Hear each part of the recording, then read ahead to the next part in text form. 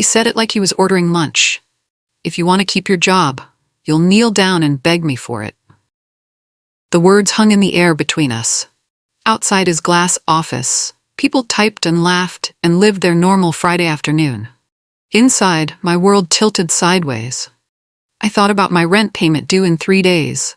I thought about Mom's medication that cost more than my grocery budget. I thought about how my hands only trembled when I was alone in my car, gripping the steering wheel until my knuckles turned white. The carpet beneath me smelled like stale coffee and old paper.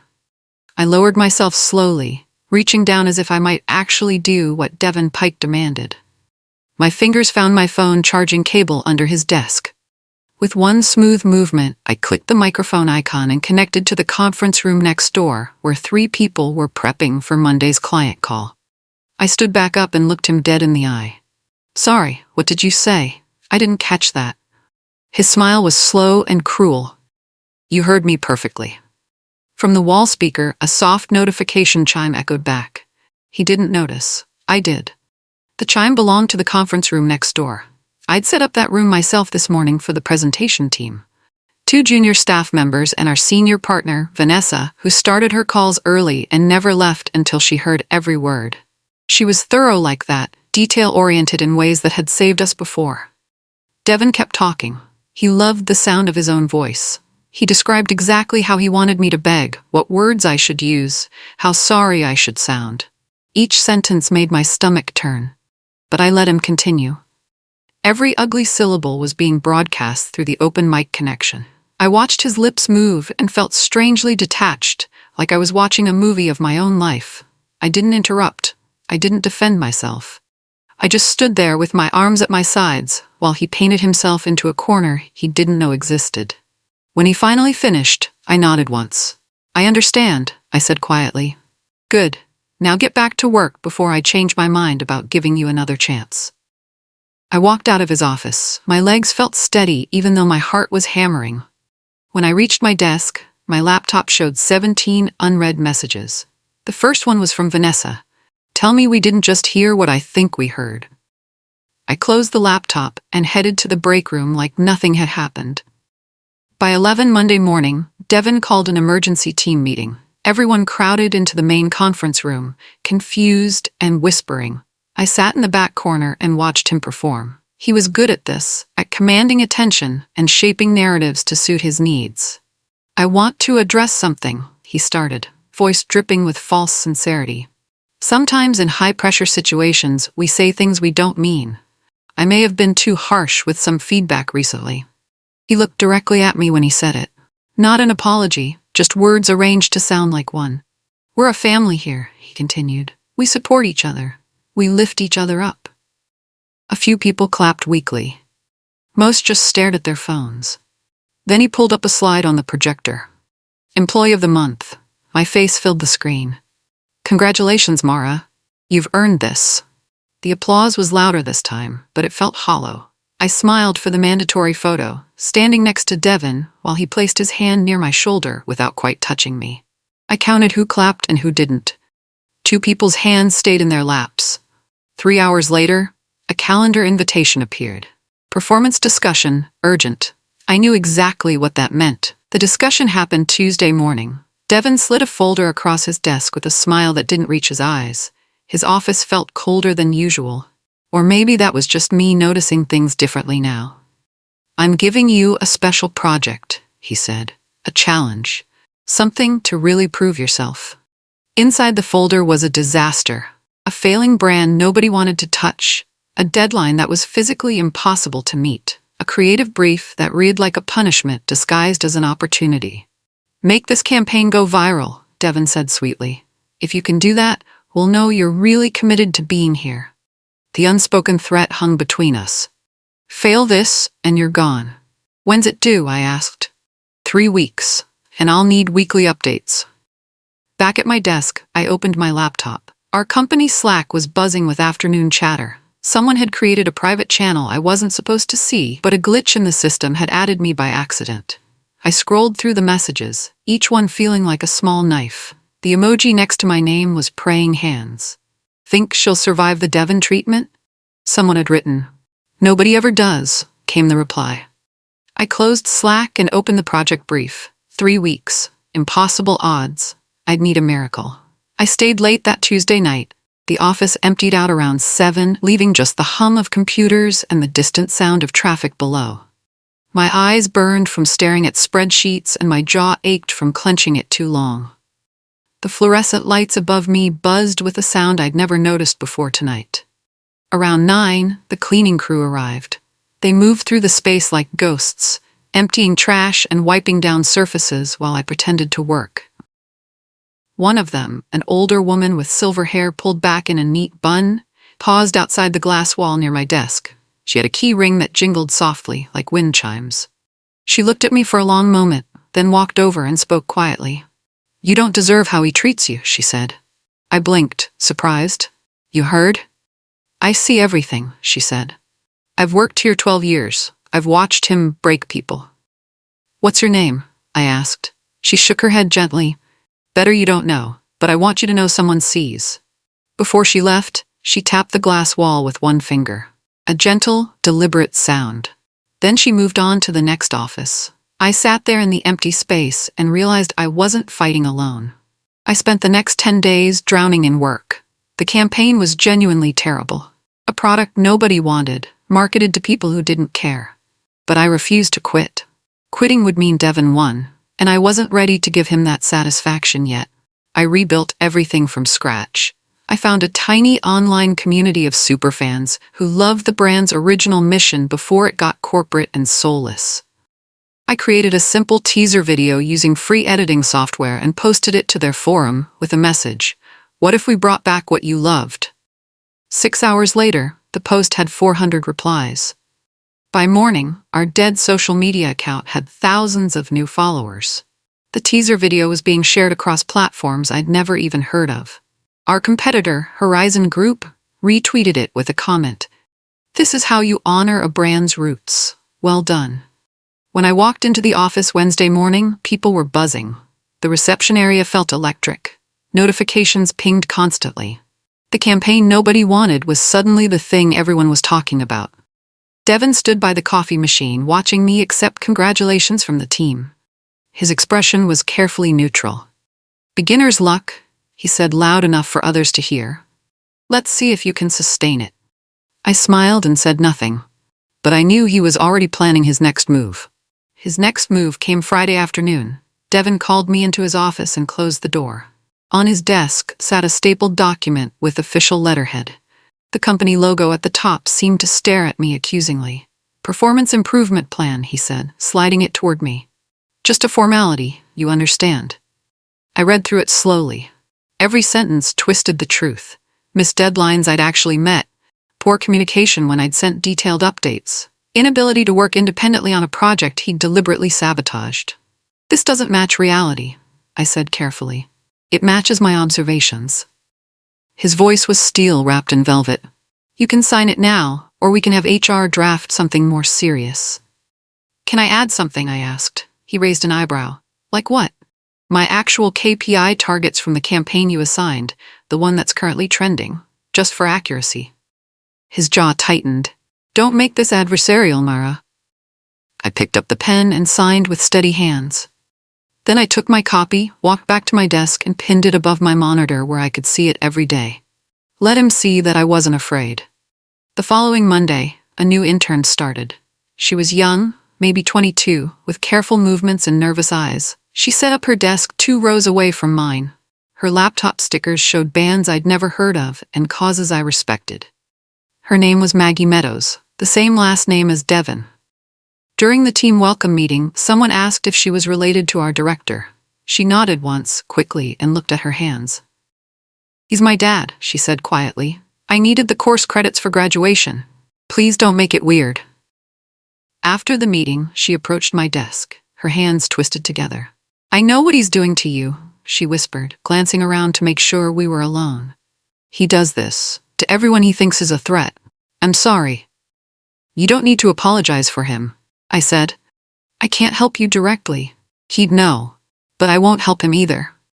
I looked at this girl who shared DNA with my tormentor and saw something unexpected, an ally trapped in her own nightmare. Stay close to me on projects, I told her. I'll keep you on the safe assignments. She smiled with relief. Thank you. When Devin walked past later, I understood why people stayed in toxic situations. Sometimes leaving meant abandoning someone who needed you. That night, someone forwarded me a screenshot. I didn't ask for it. They sent it anonymously through a temporary email account. The sender's name was just a string of random numbers and letters. It showed a private Slack channel called Leadership Squad.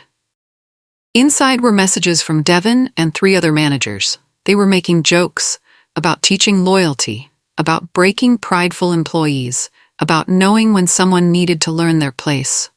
There was a meme. Someone had photoshopped my face onto a stock image of a person kneeling in a boardroom. The praying hands emoji appeared 17 times in the thread. I read every message twice. Then I closed my laptop and sat in my dark apartment with my hands pressed against my knees until they stopped shaking. The next morning, I saw Devin in the hallway. He was laughing with the CFO, radiating charm and warmth. He held the door for an assistant and complimented someone's presentation slides. His performance was flawless, practiced, and deeply unsettling to watch. He was good at this, at being 2 different people. I made my coffee strong enough to burn and went back to my desk. The campaign had hit 50,000 engagements. I had work to do. 2 weeks later, something shifted. I didn't cause it. The universe did. Sometimes justice arrives without being summoned, like rain after a long drought. Our biggest client, a financial services company with strict ethics requirements, sent a routine email to our accounts team. Their compliance liaison wanted to schedule a culture and workplace standards review before renewing their annual contract. It was buried in a Monday morning update. Most people ignored it. I noticed Devin didn't. He called an emergency leadership meeting. Through the glass walls, I watched him pace and gesture. His face was calm, but his movements were sharp.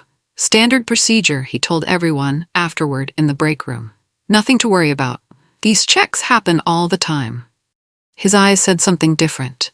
They said he was calculating exits. I recognized that look. I'd seen it on my dad's face years ago when the bank called about missed payments. It was the expression of someone who'd just realized the walls were closing in. I drank my coffee and said nothing. Sometimes the best move is patience. The culture review was scheduled for Thursday morning. Wednesday night, around midnight, the building's power flickered. Lights dimmed and came back. Wi-Fi dropped for 20 minutes. Electrical issue, facilities emailed everyone. Resolved now.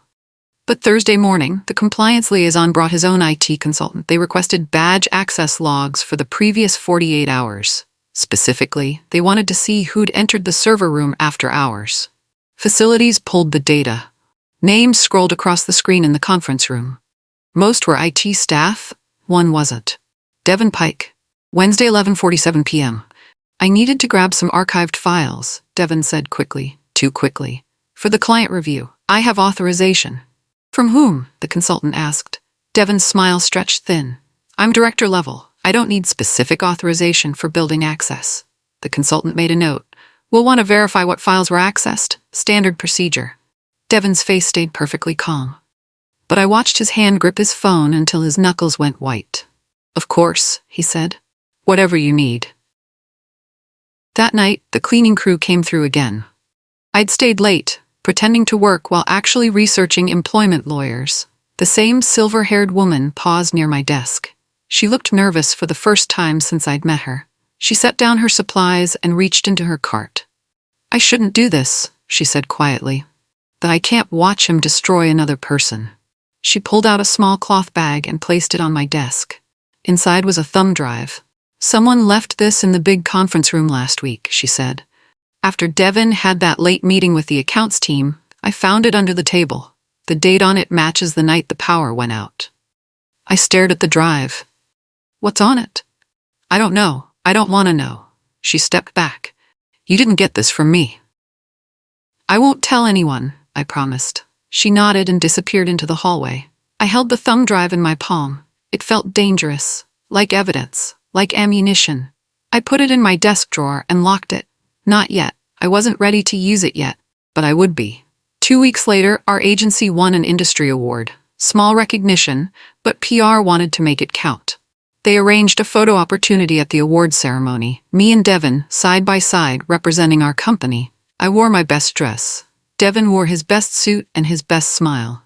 The photographer positioned us in front of a backdrop covered in sponsor logos. Devin stood close to me, not touching, but close enough that I could feel his presence like a threat. He leaned in and whispered near my ear. "Tell the reporter I mentored you," he said, voice low. "It makes good press." The photographer adjusted his camera. The reporter held her recorder ready. "So Mara, what's it like working with Devin?" she asked brightly. I looked straight at the camera. "I've learned a lot here. Mostly about what not to do." I said it with a smile, like a joke. The photographer laughed. The reporter laughed too. Devin didn't laugh. His smile stayed frozen, but his eyes went cold. The photo was published the next day. In the image, Devin looked like a proud mentor. I looked like someone who'd just drawn a line. My inbox pinged Monday morning. The sender was a recruiter from Horizon Group, the competitor who'd retweeted our campaign. "Congratulations on the turnaround work," the email read. "We noticed. We should talk. Coffee this week?" I read it 3 times. Horizon Group was bigger than us. Better reputation, better pay, better everything. Running away would be easy. Leaving would feel like relief. I thought about Maggie, about the other people who'd sat at my desk before me and eventually quit. About the cleaning woman who'd worked here 12 years watching Devin break people one by one. Staying felt like work that mattered. I hit reply. "I appreciate the interest, but I'm not ready to leave yet." The recruiter wrote back in 2 minutes. "Understood. But just so you know, we're exploring some partnership opportunities with your company. We might be coming to you anyway." I stared at the message. Partnership opportunities. That meant mergers, acquisitions, restructuring. That meant everything was about to change. "Good to know," I typed back. "Let's stay in touch." I saved the email in a folder labeled Future. Thursday afternoon, Maggie lingered after our team status meeting. Everyone else had left. She stood by the door, chewing her thumbnail like she was trying to disappear. "I need to tell you something," she said. Her voice barely made it across the room. "You okay?" I asked. "My father is." She stopped. Started again. "I can't help him hurt people anymore." She pulled a folded paper from her bag and slid it across the conference table. It was a printed calendar showing the last 6 weekends. "He's been scheduling impossible weekend work under your name," Maggie said, "making it look like you're demanding things from the team. Then, when people complain, he adds it to documentation against you." I looked at the dates. Every single one was fabricated. I'd never sent those requests. "Why are you showing me this?" I asked. "Because he did the same thing to the person before you, and the person before that, and I stayed quiet then." Her eyes filled with tears. "I won't stay quiet anymore." I folded the paper carefully. "Thank you. This matters." "Just keep your distance from him," she said. "Please. He's getting desperate." "What do you mean?" She just shook her head and left. I needed something real, something good, something Devin couldn't poison. That weekend, I built a small website, pro bono work, a microsite for a neighborhood tutoring program that operated out of a community center near my apartment. They helped kids whose parents worked night shifts, kids who needed homework help and a safe place to exist. I used free templates and stock photos I had permission to use. I wrote copy that felt honest. I added a simple donation button. I launched it Sunday night with a social media post. Sometimes the most important work happens in quiet rooms with patient teachers and hopeful students. Monday morning, donations started coming in. Small amounts, $5, $20. But they kept coming. By Wednesday, the program had enough to hire 2 more tutors. By Friday, volunteers were signing up. Our company executives noticed. Someone forwarded the link to our chief marketing officer. "Why isn't this under our social impact department?" she asked in a company-wide meeting. "This is exactly the kind of community work we should be highlighting." Devin sat in that meeting. He didn't say a word, but his silence felt loud. People were noticing what I could do, and that terrified him. The email came 2 weeks later. Subject line, confidential discussion. Horizon Group wasn't just interested in hiring me. They were in active merger talks with our company, and they wanted me to interview for a leadership role in the combined organization. The interview happened in a downtown hotel conference room, neutral territory. I sat across from the recruiter and 3 senior executives I'd only seen on LinkedIn. My portfolio sat on the table between us. The viral campaign, the community project, letters from people who'd been helped. We're not just buying a company, the lead executive said. We're investing in people who create meaningful change. That's you. On the whiteboard behind them was a preliminary org chart. I saw my name in a box labeled Director of Community Strategy. Devin's box had a question mark next to it. What happens to current leadership? I asked carefully. We're evaluating everyone, the executive said. Cultural fit matters as much as performance, maybe more. I nodded slowly. When will you decide? Soon, very soon. I left that meeting feeling like I was standing on the edge of something enormous. Quarterly review meetings were brutal by design. Everyone presented their work, while leadership dissected every choice. Devin ran these meetings like interrogations. When my turn came, he'd prepared. He had slides showing my underperformance taken out of context, screenshots of emails with timestamps that looked bad if you didn't see the full thread. A smile that wanted me to break. I sat at the conference table while he built his case against me. Halfway through his presentation, a new tile appeared on the video call screen. The client's compliance liaison. Before we continue, he said calmly, I'd like to address something related to workplace culture. Devin reached for the remote control like he was drowning. The liaison didn't even look at him. Please proceed with your presentation, Mara. We'd very much like to hear your perspective on the campaign results. The room went still. Devin's hand hovered over the remote. Then slowly he set it down. Of course, he said. His voice was ice over acid. Mara, please share your version. I pulled up my actual slides, the real numbers, the truth, and I began to speak. The following Tuesday, we had a company-wide town hall meeting. Devin was supposed to present the quarterly vision, standard corporate theater. Someone in IT made a mistake. Instead of streaming to our internal system, they streamed to our public company page. For 6 minutes, everything was live on the internet before communications shut it down. In those 6 minutes, Devin told a story. He talked about teaching humility to entitled employees.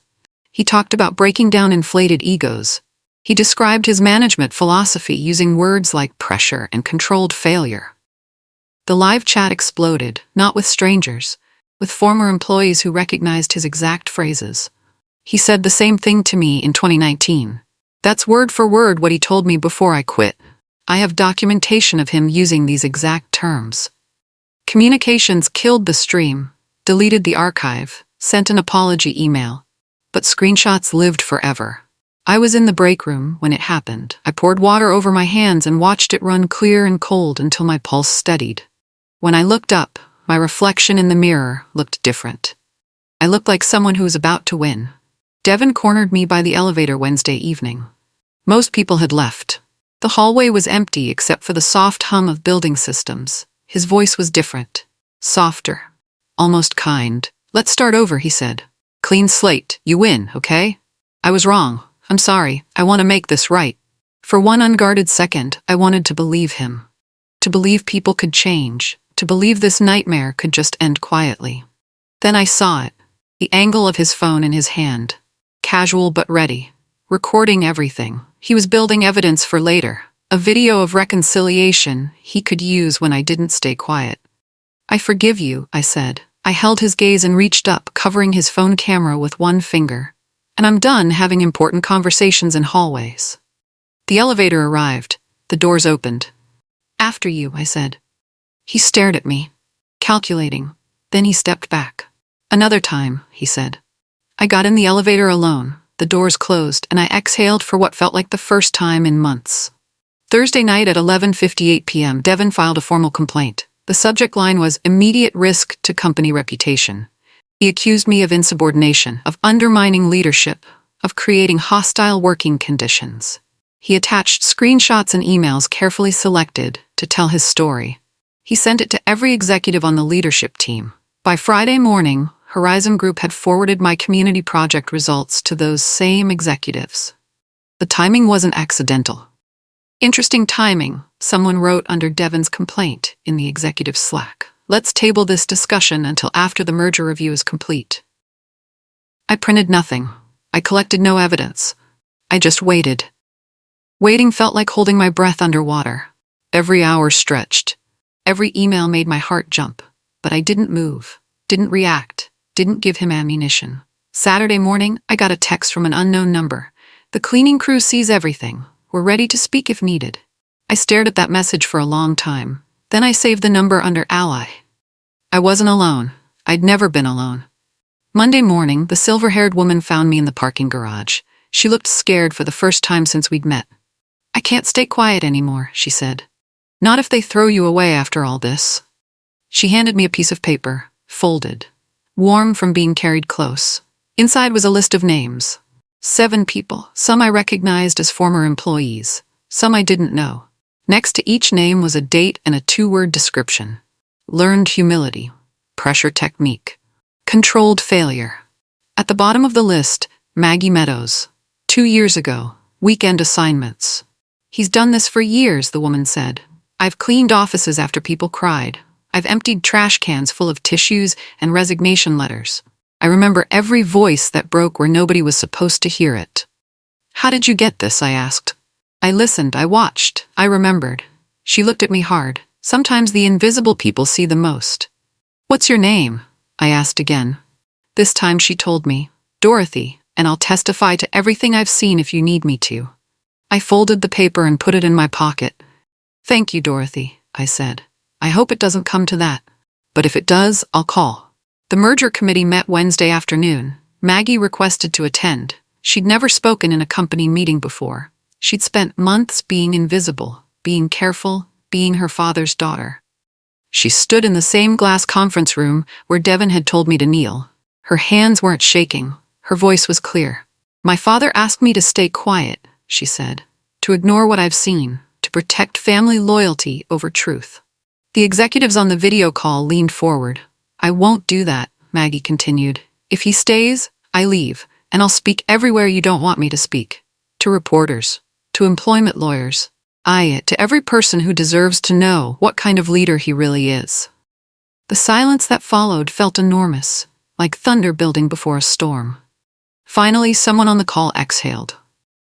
Thank you, Maggie. We appreciate your courage. This will be noted in our review. Devin wasn't in that meeting. He was in his office, unaware that his own daughter had just ended his career. The email arrived Friday morning at 6:13 a.m. Subject, Leadership Restructuring. Effective immediately, Devin Pike is relieved of managerial duties pending organizational restructuring and investigation. No dramatic confrontation. No public firing. Just an access badge that stopped working and a calendar that emptied itself. I saw him around noon. He was leaving through the loading dock entrance, carrying a small box of personal items. His face was red around the edges. His eyes looked hollow. He saw me and stopped. For a moment, neither of us moved. Help me, he said. His voice cracked. Please, you know this isn't fair. I thought about all the times I'd wanted to say the perfect thing, to deliver some crushing final line that would make everything make sense. Instead, I said something true. You taught me how to kneel, I said quietly, but I learned how to stand.